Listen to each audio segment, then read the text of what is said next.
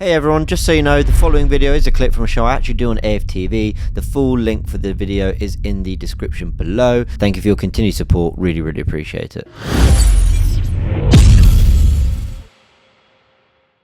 Last season, just to give you some context, Everton were in a particular poor run of form. I think they were like 18th in the Premier League at that time. They just sacked their manager. And lo and behold, Sean Dyche's first game, beat us 1-0, which was very disappointing. I remember that game quite well because it was a pretty dour game, pretty physical game. And I think it was the 60th minute, they got a corner. And James Tarkowski, let's be honest, he pretty much out-muscled Odegaard, didn't he, at the far post, and was given a free run, got the header, and they went on to win 1-0. So that kind of gives you an indication of what we're talking about. So, yeah, we need to put things right. And I would say that this weekend is the time to do it. But how do we do it? James, how do we do it? How do we address it? This is the big question, isn't it? Because when, like we just mentioned earlier, and this is what we want everyone to sort of call in and give us their thoughts. Why are there, like, bogey teams in football? Why do they exist? Why are there certain teams? You're a fight man, aren't you? What do they say? Styles make fights, right? Is that absolutely? If before I sort of go into what's that kind of based on in boxing? The fact that there's certain styles that can neutralize others. Is that absolutely, the idea? Yeah.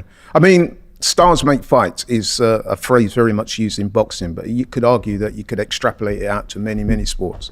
And the thought process behind that is that you have a certain fighter, or in this case, in football sense, a certain team that has a certain style that team A will find very difficult playing against, or team B, if you see what I mean. So let's use Everton as the obvious example. So Everton have a style, especially at Goodison Park, where it's quite a tight pitch.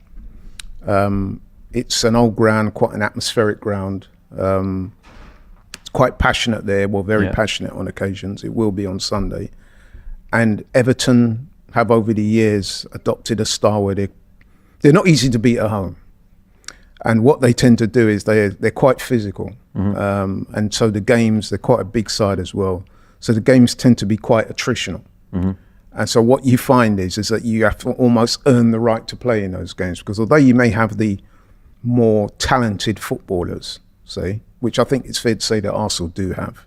However, if Everton that is, engage you in a bit of a dogfight, then on any given day, they can overcome the sheer talent just by hard work, physicality and organisation, which is, all of those principles are things that Sean Dyche values very highly, and his teams tend to exhibit those qualities. So that's the thought process behind styles make fights. Yeah, and I think there's been a degree of that with Everton Arsenal, in that for whatever reason, and I tried to make this point on the preview, we've not just been going to Everton having 30 shots at goal, having a bad day with our XG and not putting the ball in the back of the net. We've actually been comprehensively outplayed, certainly in our last 3 games there. I never left those games going, on another day we win that. We've had chances to win those games, don't get me wrong. We haven't been totally appalling and totally devoid of ideas, but I came out of all those games going, yeah, Everton deserve to win them, especially the last 3 defeats in the row that have all ended. So last year was 1-0, the 2 before that were 2-1. So I think the big thing we want to sort of answer here, and answer with everyone calling in, is what do Arsenal need to beat Everton? Because whatever we've kind of thrown at them in recent years, whether it's been Zinchenko inverting, we had that last season, the season before that we had Tierney overlapping, he actually helps Odegaard get a goal on the edge of the box, a standard Odegaard edge of the box kind of goal. We go 1-0 up, we couldn't hold on to it. So I've sort of tried to compile a list of evidence for a player that I know you and Cecil have been on this show saying he shouldn't get game time. And look, I'm not Kai Havertz's biggest fan, but I feel like this is the kind of game that Arteta will have bought him for. And that might sound crazy, but hear me out. And again, that doesn't mean I'd start him. I actually declared on the preview shows coming out on AFTV that I would start Jorginho at the base and have Rice as the box-to-box. So I've already declared there that I would not have Havertz starting. But I do think this is the kind of game where he will start, as he started the other 4, and there's a reason why Arteta might have wanted him. So with the help of our lovely colleague Jack, big Arsenal fan, you'll have seen him on the watch-alongs as well. Big up, Jack. Fantastic bit of insight. Since we last won in 2016 at Everton, 3 of the goal scorers against us have been Jagielka, Phil Jagielka, remember him? Yeah, I do. Yeah. Yerry Mina and James Tarkowski. Big Yerry Mina from Colombia. Yeah. Yerry Mina, who actually left this summer, and James Tarkowski from a set piece. Now, I remember some of those guys. I can't remember the Mina one. I think that was a set piece one. But again, height, presence seems to have been an issue. So how have Arsenal sort of tried to address this sort of, in the past with when you're dealing with physical sides? Yeah, it's a physical conundrum, isn't it? Yeah. Let's be honest. Yeah. And Arsenal have normally, over the years, they've kind of resorted to, we'll play our football, we'll play our style, and ultimately, if we do our thing, we'll come out on top. But it hasn't really worked for us. Now, in last year's defeat at Everton, Arsenal won only 41% of aerial duels and lost the game to a set-piece goal. As we mentioned, James Tarkowski in his mismatch at the back post. That whole game, they were targeting the back post, and I don't believe that Arsenal just never learnt from it, never addressed it in game. I think they couldn't. I think they felt if we move players there, then we're short here. I think they just always felt like we don't have the answer to what they can do physically. Also important to know, if I just put up the 11 here, Deitch in his first game recognised that there's also a physical, it's not just being good in the air, there's also physically something that Arsenal struggle with when you actually beat them for energy. They went for Doucouré, Gay and Onana as a midfield 3. They actually had a bit of joy with it at the Emirates, although we did end up running away with that in a 4-0 win.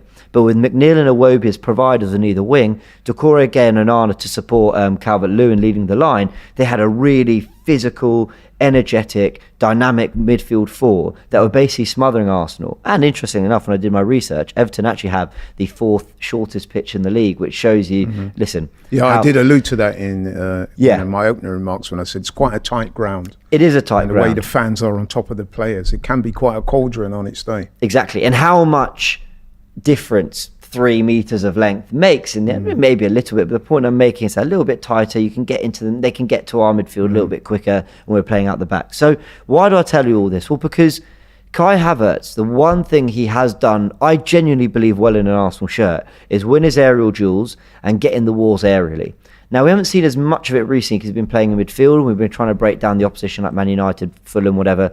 But when he went up front against Palace and we had to go long and hold the ball up, and certainly when he started against Man City in the Community Shield, he had a really good success rate and helped Arsenal elevate their long ball success rate. Because if Everton are going to deploy a similar tactic and press onto us and really suffocate us, I don't think playing through them is going to work as much. They've still got that midfield 3 available.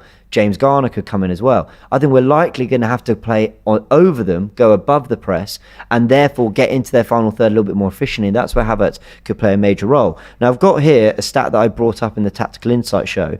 Against Man City, if you look at our last 4 games, including the Community Shield, where in that first half, Havertz played really well. We had a 50% long ball percentage win rate when we were going long. In the 3 games before that, 42, 47 and 38%. So you see an improvement. While it is a small pool of information, Havertz leading the line gave us an outlet to beat the Man City press, and suddenly they didn't want to commit to it as much, and Arsenal were able to find a foundation to play their football.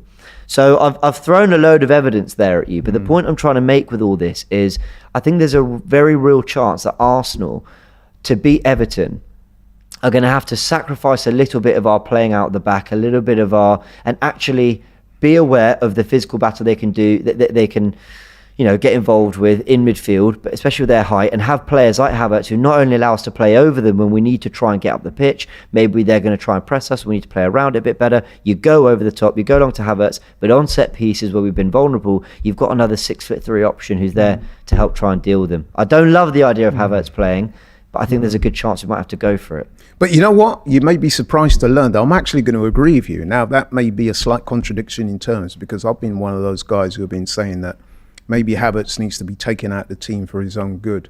Not because I don't think he's a good player, not because I don't think he will make it at Arsenal. I think he's had, 4 games already, no goals, no assists. I think he got a yellow card. And, of course, in the last game, there was the incident when he was through on goal. And rather than go through the gap, unfortunately, he went for trying to get a penalty, which didn't work out. Now, to me, that was a clear sign of a player that was perhaps lacking a bit in confidence, because what I'd have liked to have seen him is go through the gap and try and take that on and score. Anyway, he didn't do that.